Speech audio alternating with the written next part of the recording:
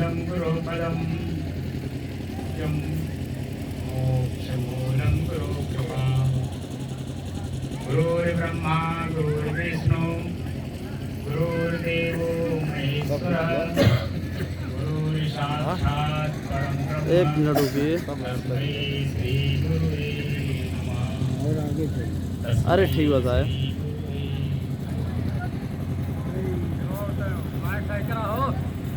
हाँ, माइक बाबू सही करिए। साहब जी का माइक न काम चलता हो तो इससे लगा लीजिए साहब जी। हाँ,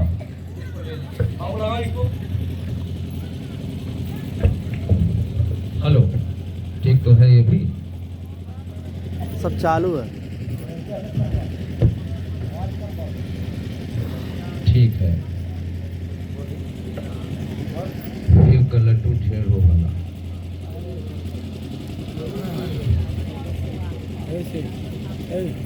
पहले तो मैं सभी आपके बंधुओं से प्रेम से नमस्कार करता हूँ, क्योंकि जो मैं हूँ वही आप हैं, जो आप हो वही मैं हूँ।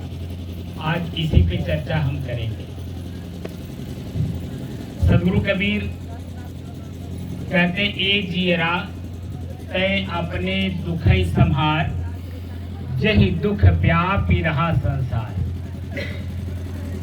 जो दुख आपके अंदर में है वही दुख पूरे संसार में व्याप्त है, ऐसा सदगुरु कबीर कह रहे हैं।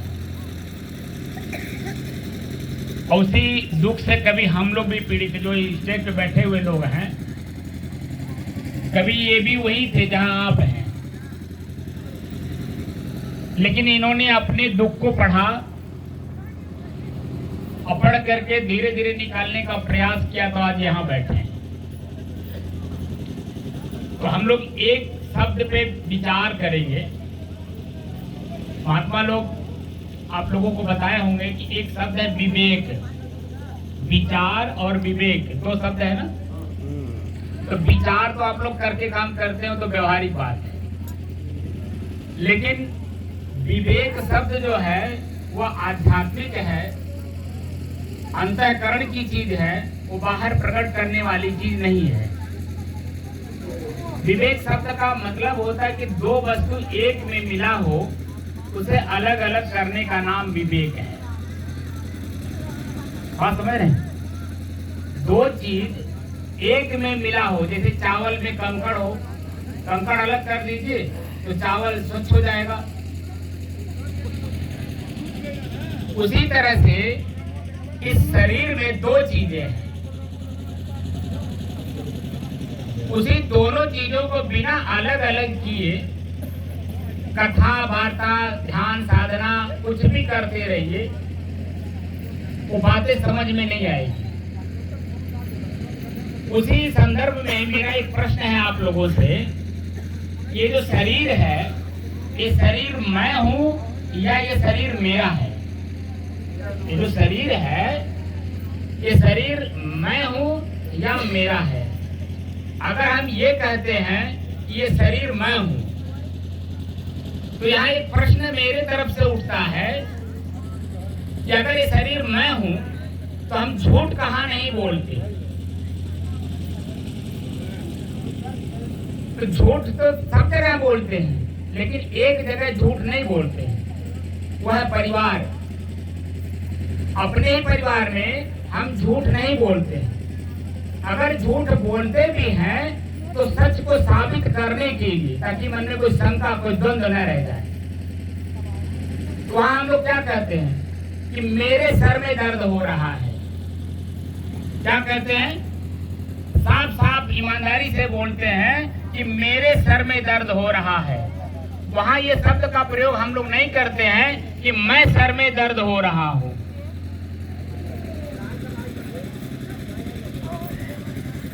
अगर मेरे सर में दर्द हो रहा है, इसका मतलब है कि मेरा है, मैं नहीं हूं। अगर मेरा है तो मेरा का मतलब मेरे से अलग, जैसे गमछा मेरा अलग है, ये माइक मेरे से अलग है। अलग की वस्तु अलग ही रहेगी, वो मैं कभी हो नहीं सकता। कि शरीर मैं हूं कि मेरा। अब यहां समझ में आया कि मेरा, मैं नहीं शरीर हूं। इस स्वयं को सभी लोग पढ़िएगा। मैं अपने के पढ़ने का मतलब है सभी लोग जितने श्रोता बंधु हैं, वो माता हो, बहन हो, बेटी हो, पिता हो, कोई भी हो, सभी लोग अपने के ऊपर जब लगाएंगे तो सही जगह पहुंचेंगे। शरीर मेरा है, मैं नहीं हूं, तो आंख भी तो मेरा हुआ। आंख एक पार्ट है, एक साधन है सिर्फ देखने के लिए। ये आंख देखता जरूर है लेकिन सुनता नहीं। आंख देखता जरूर है लेकिन बोलता नहीं। आंख देखता जरूर है लेकिन चखता नहीं। आंख देखता जरूर है लेकिन उठाता नहीं। आंख देखता जरूर है लेकिन चलता नहीं। आंख एक साधन है सिर्फ देखने के लिए। कान एक साधन है सिर्फ सुनने के लिए। कान सुनता जरूर है लेकिन देखता नहीं। कान सुनता जरूर है लेकिन बोलता नहीं। ऐसे शरीर में जितने हमारे साधन हैं, आंख, नाक, कान, हाथ, पैर, ये सब एक साधन है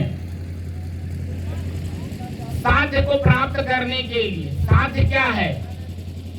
अब इसी शरीर में प्रश्न उठता है कि जब शरीर मैं नहीं हूं, ये मेरा है, तो फिर प्रश्न होता है कि मैं कौन हूं?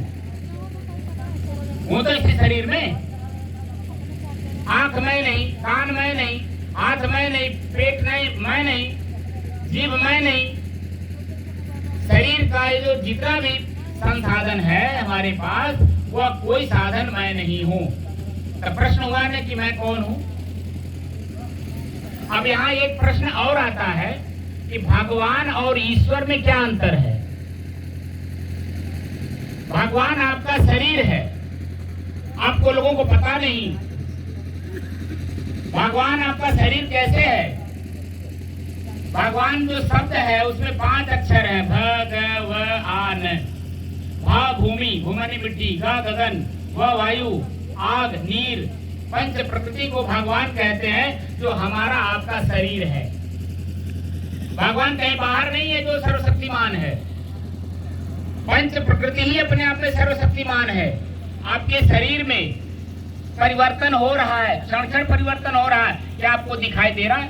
आपके बाल पक रहे हैं, आपकी आंख की रोशनी जा रही है, बोलने में कमजोरी आ रही है, हिचकिचाहट आ रही है, सुनने में कमजोरी आ गई, कम सुन रहे हैं। क्या हम ऐसा चाहते हैं? लेकिन नहीं, ये हो रहा है। किसमें हो रहा है? प्रकृति में हो रहा है। तो प्रकृति को कैसे पढ़ेंगे? ईश्वर क्या है? ईश्वर शब्द का संधि विच्छेद करेंगे तो 2 शब्द होगा, ई धन स्वर। ई शब्द का अर्थ होता है यह, और स्वर शब्द का 2 अर्थ होता है। ध्वनि, ध्वनि माने आवाज, और दूसरा अर्थ होता है श्वास। ध्वनि का उच्चारण तो 99.99% लोग कर रहे हैं, जिसको कहते हैं ओम। ओम शब्द का उच्चारण करिए तो पूरा शरीर आपका एकदम प्रफुल्लित हो जाता है। जो आपके जंग लगा हुआ मांसपेशियों में सब खत्म हो जाता है, पूरा शरीर प्रफुल्लित, आनंदित हो जाता है, काम करने में उत्साह बढ़ जाता है। लेकिन मैं कौन हूं इसका परिचय नहीं देता। मैं कौन हूं का परिचय अगर आपको प्राप्त करना है तो अपने श्वास को अपने से अलग होकर के देखने का प्रयास करिए। जो मेरा श्वास नाक से हम लेते हैं वो दिखाई नहीं देता है, लेकिन महसूस तो होता है ना। आंख बंद करिए और अपने श्वास को महसूस करिए कि मेरा श्वास पहले तो कैसे चल रहा है, तेज गति में है, धीमी गति में है या मध्यम गति में है। अगर आपके मन में किसी प्रकार का द्वंद्व होगा, चिंता होगी, फिक्र होगा, पश्चाताप में डूबे होंगे, तो आपका श्वास तेज चलेगा। आप खुद देख लीजिए। आजकल 6 चीजें हमारे समाज में बढ़ रही हैं और बहुत तेजी के साथ बढ़ रही हैं। उसी का सॉल्यूशन लेकर के मैं आप लोगों के बीच में आया हूँ। पहले तो ब्लड प्रेशर बढ़ रहा है, दूसरे शुगर बढ़ रहा है, तीसरे में ब्लड शुगर हो रहा है, चौथे में हार्ट अटैक हो रहा है, 5वें में ब्रेन हेमरेज हो रहा है, अच्छे क्रम सुसाइड बढ़ रहा है, आत्महत्या। इसका कारण क्या है? क्योंकि हम इस शरीर को साधन न मान करके, साध्य मान करके काम कर रहे हैं, इसलिए ये सब चीजें बढ़ रही हैं। तुरंत चाहिए, बाईपास और शॉर्टकट आजकल लोग चल रहे हैं। तो आपकी श्वास की गति जब तेज चलेगा तो निश्चित है कि जो हमारी पहले वैद्य लोग हुआ करते थे, नाड़ी देखते थे, आप लोगों को पता भी होगा, 3 उंगली से 3 नाड़ी देखते थे, कफ पित्त वायु, और इसी से अर्थ लगा लेते थे कि आपके पूरे शरीर में कहाँ और किस तरह की कमी है, और उसी तरह से दवा दे देते थे आयुर्वेद का, आपका शरीर स्वस्थ हो जाता था। तो ये जो नाड़ियां चलती हैं, नाड़ी को जो शोध करते थे, तो उसमें आप देखे होंगे टप टप की आवाज करता है इसे। जब आपका श्वास मध्यम गति में चलता है तो 1 सेकेंड में 1 बार आपका ये नाड़ी चलती है ऐसी। और जब आपकी श्वास की गति तेज चलती है, यही आपकी नाड़ी तेज चलने लगती है। जितना ही आप चिंता करते हैं, आपकी श्वास की गति तेज होती है, और वही श्वास की गति तेज होकर के आपकी नाड़ी जो है तेज चलने लगती है। और जितनी ही तेज चलेगी, उतनी ही जहाँ तेज चल रही है, वो जो खून है वो लाशा बनने लगता है, और जितने ज्यादा आप सोचने लगते हैं, वो खून लाशा में जैसे बदला और तुरंत में एकदम चिपका देता है। उसी को कहते हैं हार्ट। क्या होता है? नस दब गई, ब्लड का सर्कुलेशन इधर से उधर नहीं हो रहा है।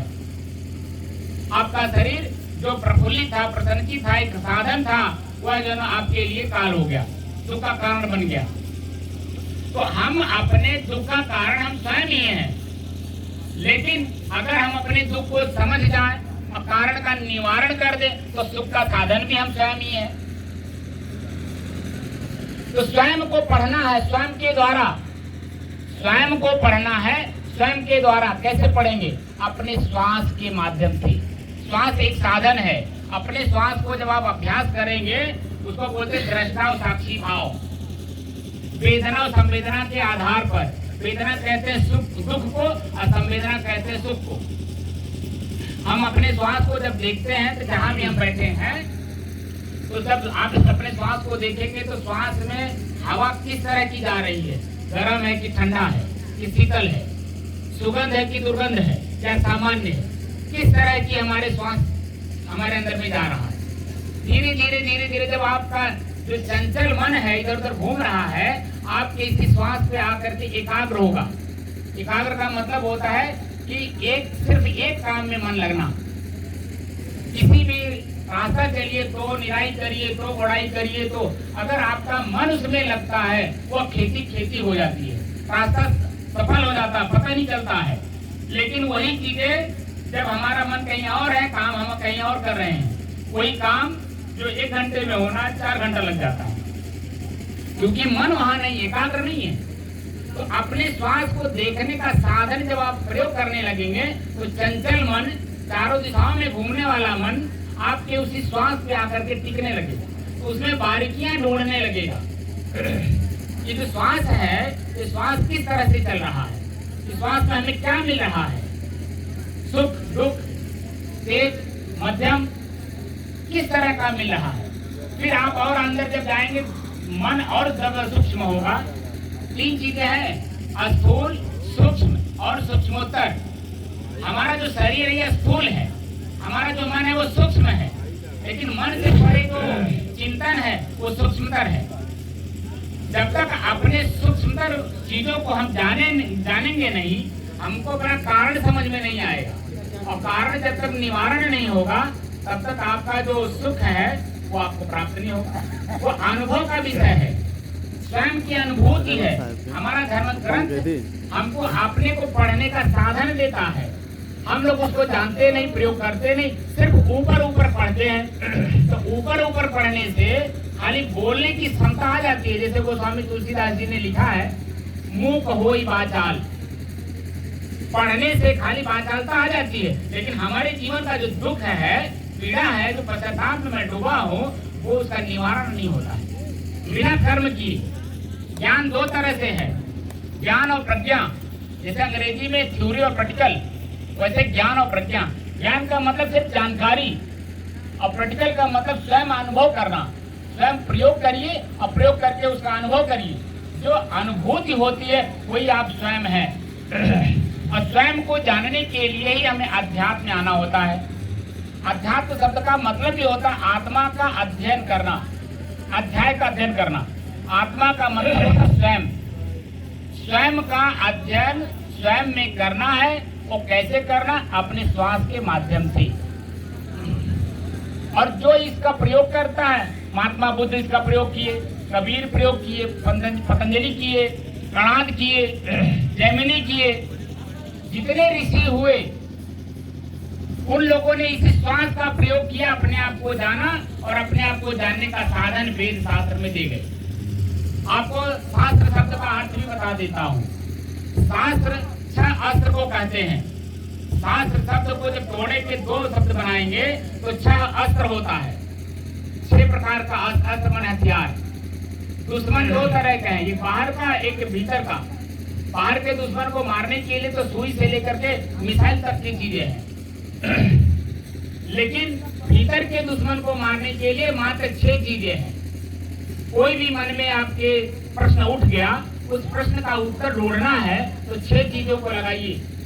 मन में जो भी उत्पन्न हुआ, क्यों उत्पन्न हुआ, क्या किस लिए उत्पन्न हुआ, ये जो प्रश्नवाचक चिन्ह है, क्या, क्यों, कैसे, कब, कहां और कौन, ये जो 6 प्रश्नवाचक चिन्ह है, अपने ही विचारों में उसको लगाइए और इतना अपने विचार को तोड़िए। भजन शब्द का अर्थ भी होता है, भज धातु से भजन शब्द बना है। भज धातु का अर्थ होता है खंड खंड करना। अपने ही विचारों को तोड़िए, इतना तोड़िए विचार को, आपको नींद आने लग जाए। मन जो शरीर मस्तिष्क है भारीपन लगने लगे तो आपको अंतिम में क्या लगेगा कि वो विचार छोड़ देंगे और जा करके बिस्तर पर थोड़ी देर के लिए सो जाएंगे। और जैसे आप सोए पूरा शरीर आपका ब्लड सर्कुलेशन से भर जाएगा और दोबारा जैसे आपका नींद खुलेगा, आपका शरीर एकदम प्रफुल्लित, प्रसन्नचित, आनंदित आपको महसूस होगा। ये अनुभव का विषय है और अनुभव का विषय स्वयं के द्वारा स्वयं को जानने से होता है। इशारा हो रहा है, घंटी बज रही है, मैं अपनी वाणी को ही विराम दूंगा। बशर्ते मेरे कहने का तात्पर्य कि स्वयं को पढ़ना है। जब तक स्वयं को नहीं पढ़ेंगे, कितने भी ग्रंथ पढ़ लीजिए, कितने भी उदाहरण सुन लीजिए, पथल्ली पढ़ लीजिए, कुछ भी कर लीजिए, लेकिन जब तक अपने को नहीं जाने हमारा दुख निवृत्ति मार्ग में नहीं जा पाएगा और हम ज्यों के जहाँ थे वहीं रह जाएंगे। इसलिए मेरा अनुरोध है, प्रार्थना है आप लोगों से कि किताब पढ़ना बंद कर दीजिए। एक किताब मेरा जीवन भी है। ये जो जीवन है ये भी एक किताब है। इस किताब को पढ़ना आरंभ करिए और अपने आप को जानने का प्रयास करिए और धीरे धीरे इसी जीवन में रहते रहते अपने का परिचय प्राप्त कर लीजिए। और जिस दिन आपका अपने आप में परिचय हो जाएगा फिर तो सारा संसार आपका अपना ही है। बोले सतगुरुदेव की जय।